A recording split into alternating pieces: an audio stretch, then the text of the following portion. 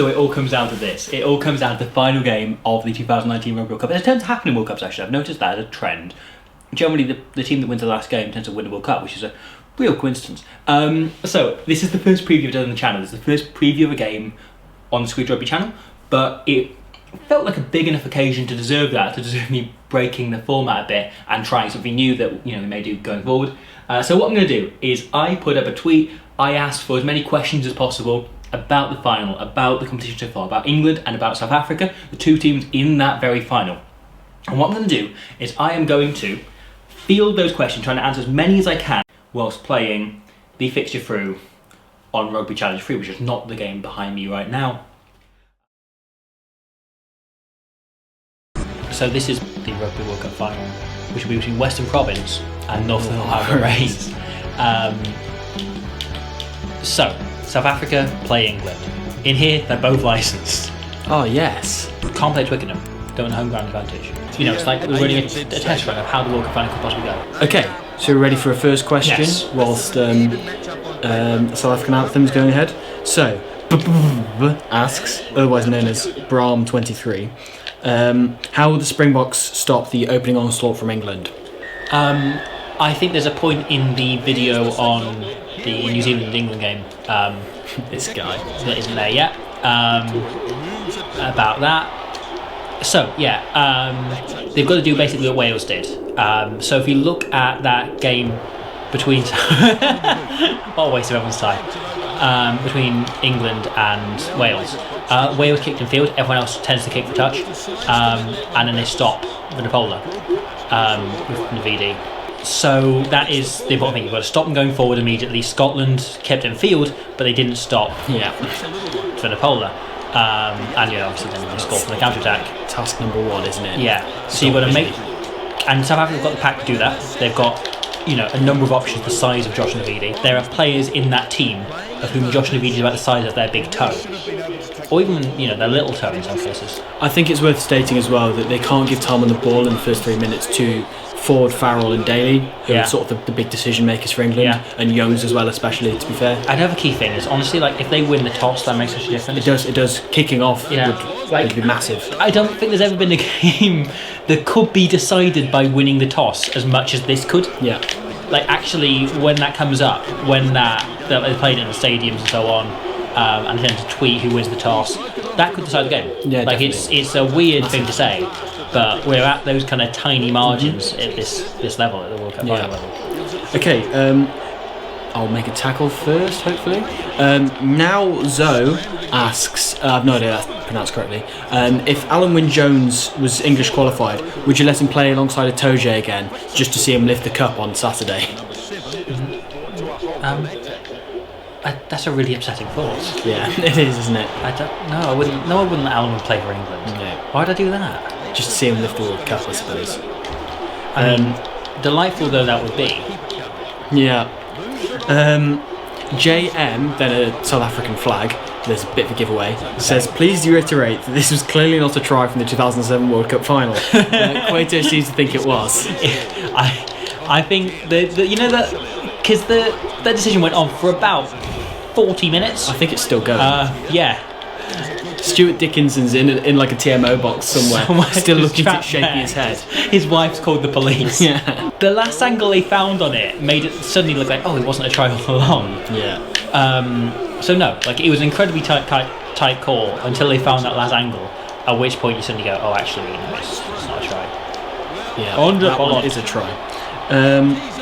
Nick Babaya asks, says that Rassie Erasmus has recently said that an expansive style of play will not win you a World Cup final. Is it a shame that the highest standard of rugby doesn't, or the highest sort of, the most highest profile games you'll see, doesn't necessarily show the most free flowing, attractive rugby, good advert for the sport kind of thing. Is that sort of a bit of a shame? But I think the 2015 final was quite open. Was, yeah. Then I think it is the most open final. Yeah. And also, I far preferred the 2011 final, maybe because Me too, I'm not exactly that kind of purist, but I think that is a really exciting game in which actually is so tense and it's so tight, and you kind of expect that from World Cup finals. Yeah. And I think there's something about a game of rugby with few points is better than a game of football with no goals.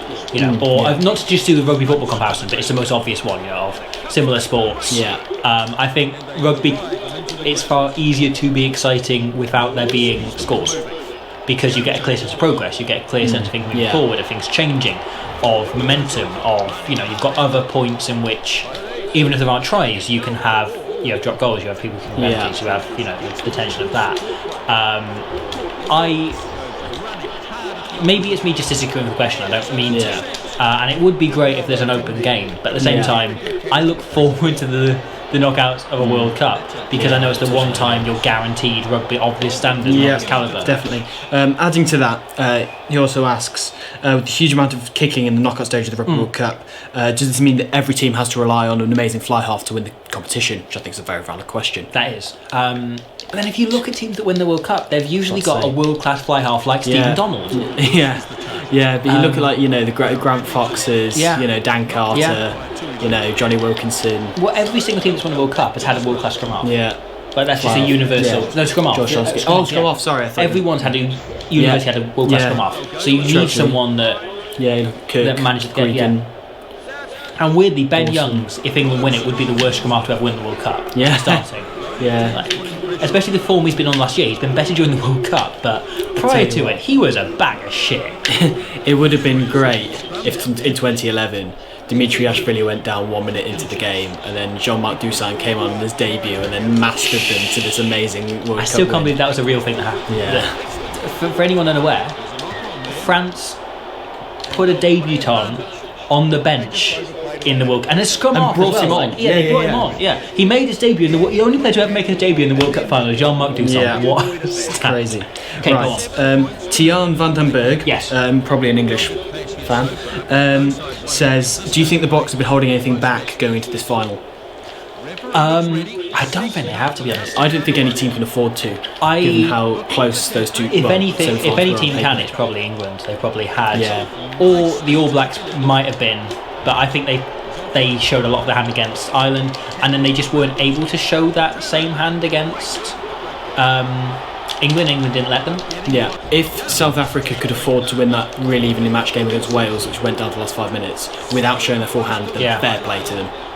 Yeah, they could well win this World Cup if that's what's happened. Yeah, but I don't think they do. I do think the attacking game is more prominent than we've seen in the last two games. Yeah, because I think they went, actually these are games we're good. The Japan game in particular, they went, their backs are wonderful. Very obvious. Let's just shit house the way through that game. Exactly, and they knew what they were doing. I think against Wales they didn't. Wales played far more wide rugby than South Africa did. Yeah, and they still couldn't find much space there. Impressive, because it's Wales. I know. Yeah. Especially Wales without Anscombe and with Hadley Parks, who's literally broken a bone in his hand. Yeah, which is the thing you use to pass. Marlon builds on a point you made earlier. Yeah. Probably unintentionally, unless you're listening, Marlon. Do you think the Bok Rush can disrupt the English attack in the same way the Welsh did in the Six Nations? Yes, I do. But it's going to be making sure that's. It's going to need to be spot on, isn't it? Yeah. Especially when you've got Tuilagi hitting holes. And I would make one of two predictions. Either it will be a final with I can do the final with at most 2 tries. It's more than 1 each. And I can also see it being the quickest try ever in a Rugby World Cup final. I would be happy to put money on either of those things, or both, if anyone fancies making and bet. Luke Hadlow asks, South Africa have a tendency to prefer driving mauls. Will this work against England? And if not, then how can South Africa adapt their game? It's worked against everyone.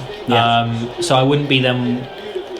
I wouldn't be worried about it not working. Should Eddie find a way to counter will it work as effective? It won't work as effectively as against Japan. There won't be any 6 metre mauls. But there weren't really against Wales, But they there were 2 important mauls and they got points from them. Yeah. I was going to say, I think it would less be that they adapt their entire game plan, but they adapt their kicking strategy. I think, and sometimes they'll have to let the opposition get line outs and that sort of thing, rather than kicking to sort of contest. Oh, here we go. Luke Jaeger, that's going to happen. Yeah. Jacob says, this is a very good point actually. The England team is mostly centred around Saracens. Yes. And do you think this will help their chances of winning, as a lot of these South African players haven't really had titles won with Super Rugby teams? Yeah. Not making and haven't really made it past the first round of the playoffs. It's a very good point, I think. Yeah, no, I do think it is. That was not good.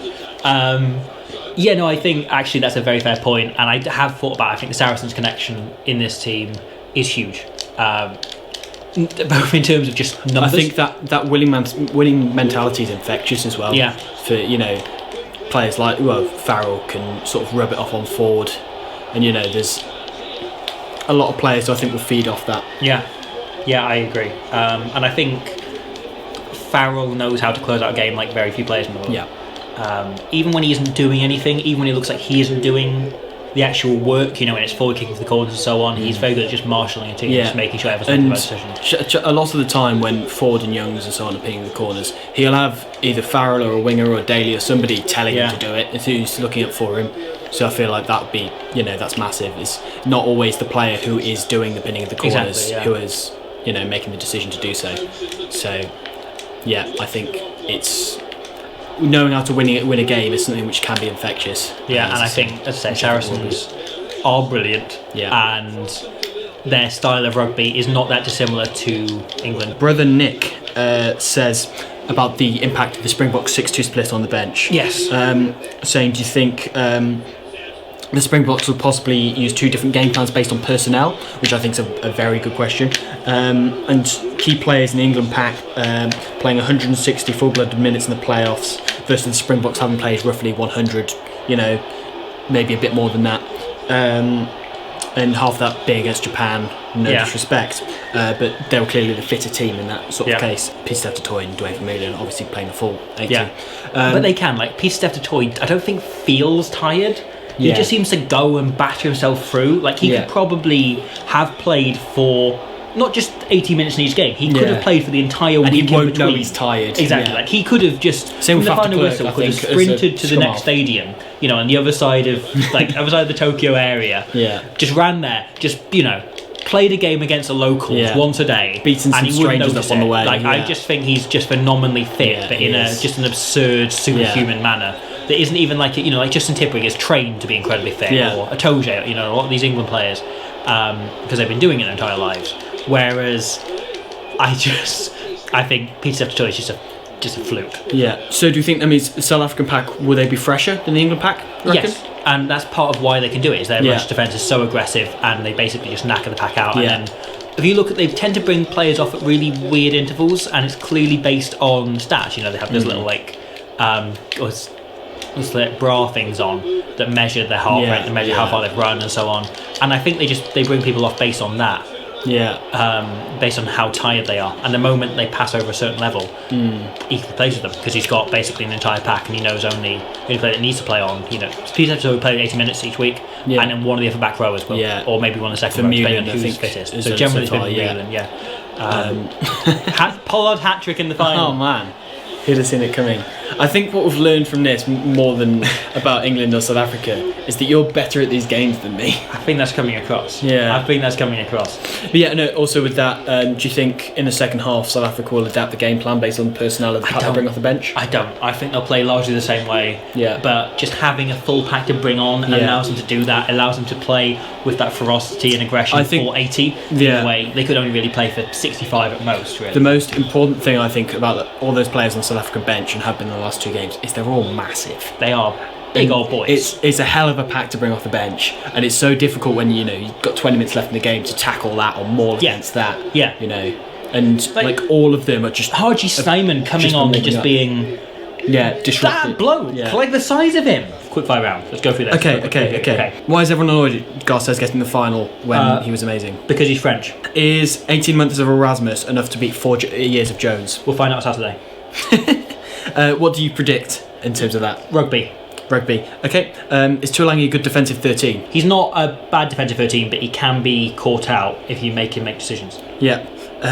Sticking with Willy Leroux regardless of his form, that's not a question, but answer it. I think that Leroux is actually very important in how they play. I think if they didn't have Leroux playing, they'd have to pick Elton Youngies because just the way they use him as a distributor.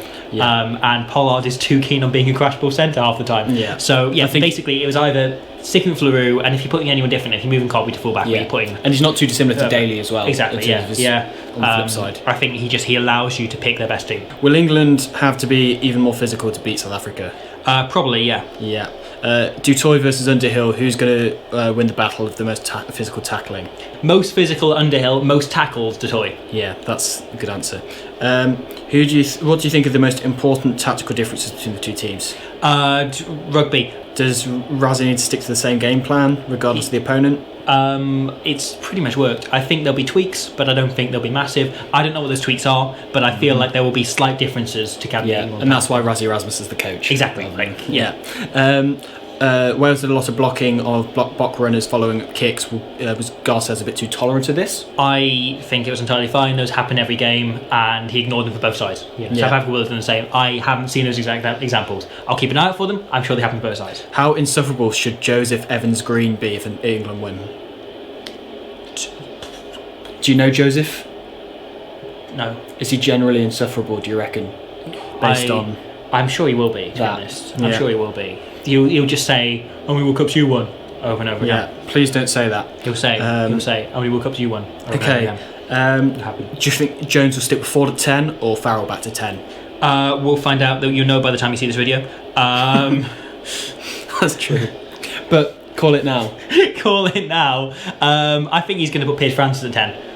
Nice. Danny Cipriani, long game. He's gonna go for Cipriani. There'll be scenes when Wilkinson sit on the bench. He's gonna feign an injury to Mark Wilson. Happens that Danny Cipriani was on holiday somewhere in Yokohama. Swings by. He's probably in Akihabara, wandering around all the maid cafes. That seems like a very Danny Cipriani thing to do. Yeah. This is probably a good note to finish on. It's not a question. Okay. But it requires an answer, okay? Okay. The fact that Scott Barrett's nickname is Dog Roll due to his unusually large penis.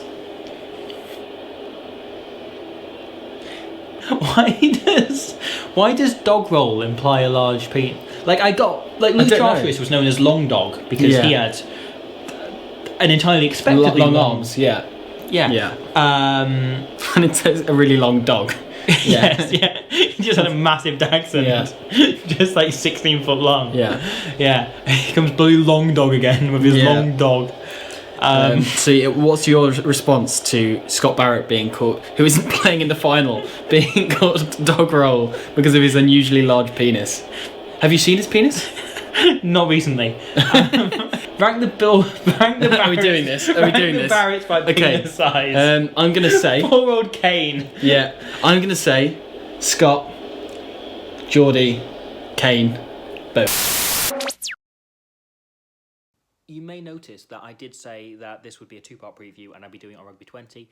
We recorded that. That was filmed. That was done. There was loads of questions answered. And then somehow, for some reason, the audio messed up and didn't record.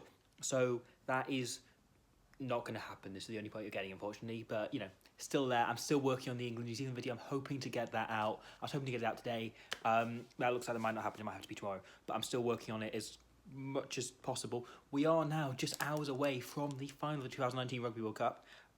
We know how we went the bronze final. It was obviously New Zealand. To be fair, we knew that the moment we knew what the fixture was. But this is me coming towards the end of Rugby World Cup 2019 coverage.